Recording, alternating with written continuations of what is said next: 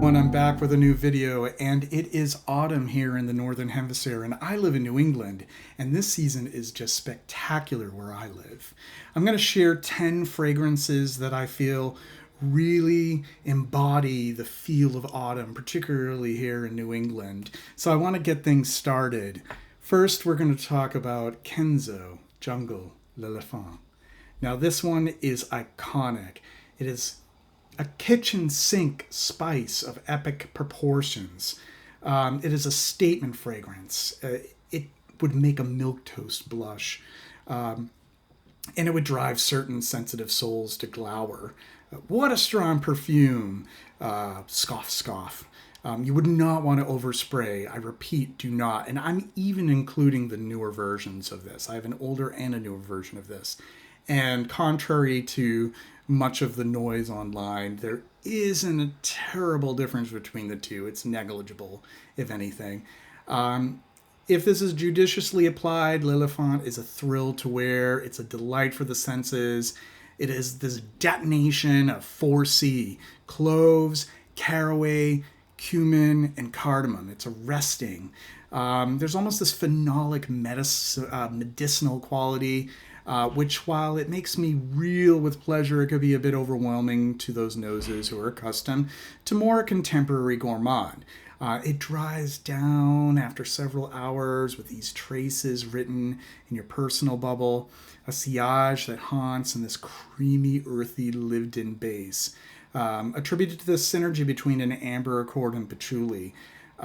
This wear is a thrill ride, but the coda is one that is restful and intimate. So this is a beautiful one from the 90s. That is Kenzo Jungle L'Elephant. Really an autumnal scent with all those spices and resins. Next we have up here a release from Hermes. This is Galop d'Hermes. This is not mainstream, crowd-pleasing, but it isn't completely inaccessible or challenging either. It has this symmetry to it with a few flourishes of interest. It's sort of this classicism gilded with a modern flair, if you know what I mean. From the top, we have this aromatic, somewhat astringent quince note, coupled with the plush saffron. So quince, it is a fruit that looks somewhat similar to an apple or a pear. And it is best when cooked. In fact, it is quite astringent and almost mealy if eaten raw. So it is cooked into preserves, and it is used in sweet and savory dishes.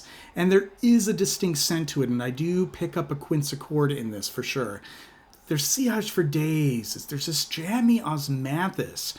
Perhaps a wee bit of this osmanthus absolute is used with something that is called apritone in perfume making. And there's this dash of rose oxide, kind of this metallic, gilded kind of rose that soon enters the scene, priming us for the supple, suede leather that we would come to expect from Hermes. Christine Nagel did a wonderful job with this. I actually thought it was a Jean-Claude Ellena when I first smelled it, and I was really impressed with it. It feels sort of like in the dry down, like a leather book, and I kind of love that. But it still has that sort of sweetness that highlights it as well. It's as if I'm announcing that I have stories to tell when I'm wearing it. It's just quite a pleasure to wear. It really does embody autumn with the warm and nostalgic and sweet elements in it. That is Galop d'Hermes. Now, we definitely want to include a patchouli fragrance in our autumn top 10. So what I have here is Patchouli Noir from Profumo. This is exquisitely blended and deserving of far more attention than it gets. Patchouli Noir is a rare study of patchouli in nearly all of its facets, it really is hard to come by. There's the earthiness and the greenness, the brightness, the sort of mintiness that you get from patchouli. Remember, patchouli is actually in the mint family, botanically. There's also that chocolatey richness to it. There's a cold dampness, a bit of that musty cellar-like quality. And it's all experienced wonderfully in the development of this. It opens sort of woody and balsamic, almost liquor-like, with that patchouli acetate, that very trebly top note from patchouli, with the mint leaves note further lifting this effect. And then there's this bracing intensity that is addictive to my nose. It's patchouli surround sound. This blooms into a woodier heart, while a dry, nutty, powdery cacao is more discernible over time. However, nothing gets too sweet here, and we are treated to quite a dark patchouli further into the dry down. The base is where we enter that cellar, and this is perhaps the pièce de résistance of the composition, as I've never encountered such a sequence of patchouli facets that crescendo and then become so stark further into its development. It's almost wonderfully bleak, and it's such a surprise. It takes a certain mastery to showcase patchouli in such a manner, and I'm impressed with how arresting this one is through the duration of its wear. It's truly spectacular. That is Patchouli Noir from Il Profumo. And now we have from Jovoy Paris, this is Les Jeux sont faits. Les Jeux sont faits, there's this tobacco splendor drenched with potable spirits and fruit compote. It's a debonair creation. It defies my expectations of what a scent with a boozy element might deliver. I'm usually sort of ambivalent to the idea of strong liquor notes and fragrance, as often they emit an excessive sour quality on my skin that buries everything else. And that's not to say I can't appreciate sour in a fragrance, but with compositions that center around, say, rum or whiskey, they seem to all fall apart in such a way that it might smell like a bit too much like I've imbibed the actual liquor the previous night. So here, the tobacco tempers the rum, and what I also discern is a whiskey even, perhaps that peaty, earthy kind of whiskey, along with a musky angelica root. I wouldn't call this pretty. Perhaps better adjectives would be handsome, rugged, cunning, yet warm. And it's the same reason why I love fragrances like L'Artisan à l'Oud or Karen Yatagan. It just has that raw, slight coarseness to it that's balanced out by these beautiful aromatic, more almost edible elements, or imbibable or potable rather elements. Very beautiful stuff. I want to give a shout out to John Beeble, my good friend, because I learned this is one of his favorites. So if it weren't for him, I wouldn't have tried this out. So that's Les Jeux sont faits. Onward, we have Aromatics Elixir from Clinique, a Bernard Chant classic, one of my all-time favorites. Anytime I smell it, I am just set adrift. So forgive me if I gush. The very opening, the aldehydes, the chamomile, the clary sage, you immediately know that you're in for a ride, but thankfully it's not a bumpy one by any means. The opening can kind of deceive the wearer into thinking this might wear a bit lighter, but give it about 15 minutes and the florals, the patchouli, the woods, and the moss, they just bloom. The florals are evident, but they're not foofy. They're not necessarily super feminine. You do have this ylang-ylang that's sort of floating in the middle, carnation. In this day and age, this is firmly unisex. It's the base, though, that really sends me. It just anchors it all and makes this memorable. The sillage is everlasting. It is just the hallmark of this aromatics elixirs, that dry down and that sillage. And merely just listing the notes and discussing them doesn't do this justice. It feels so autumnal.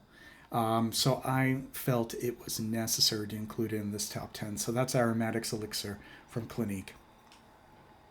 Now, another one that reminds me a bit of Aromatics Elixir, although it doesn't smell terribly like it, is this beautiful one from Etat Libre, The Afternoon of a Fawn.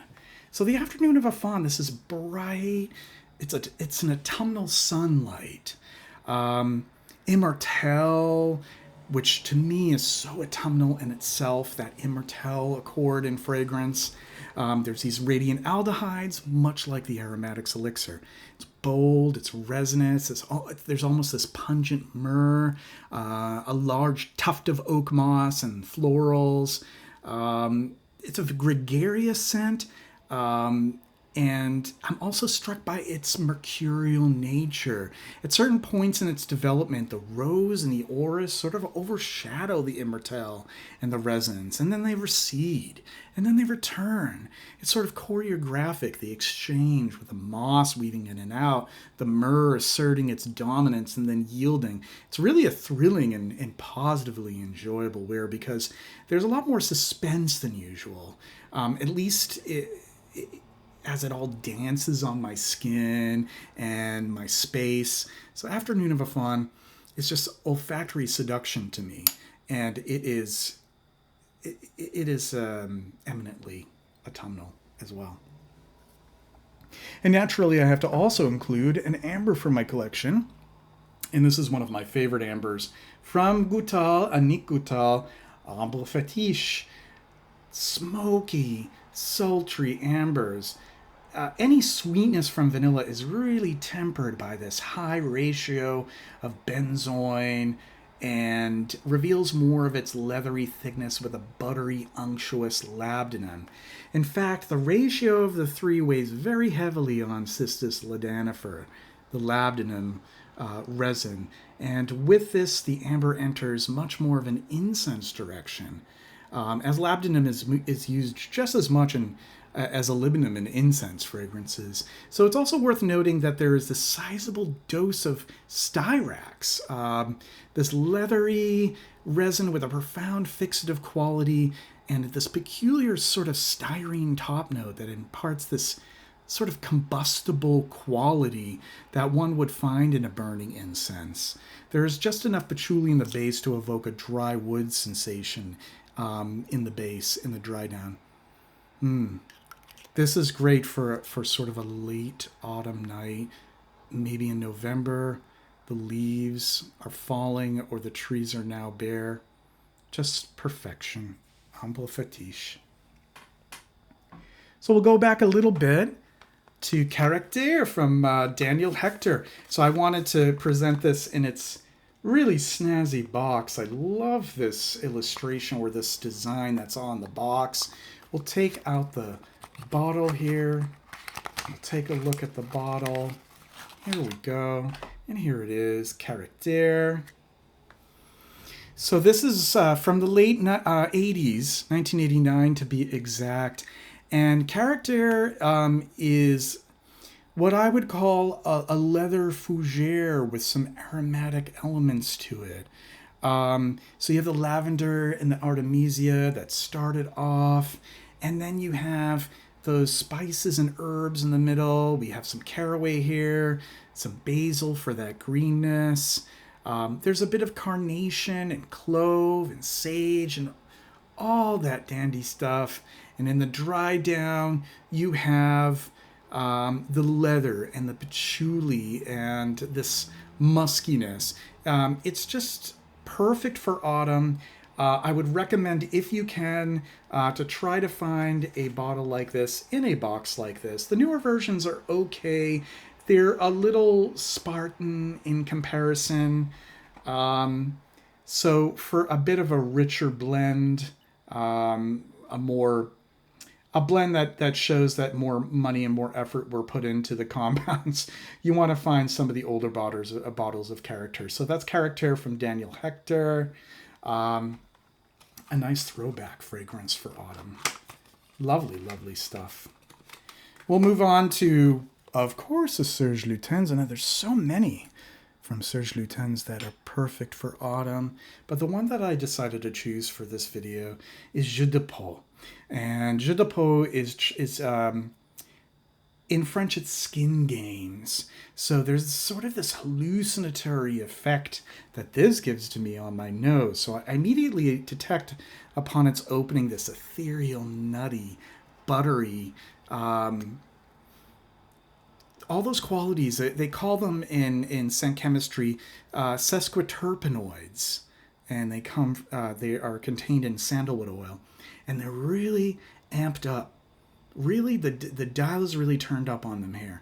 And it immediately follows with this wave of lactones and something reminiscent of that Maillard reaction that you get from toasted bread.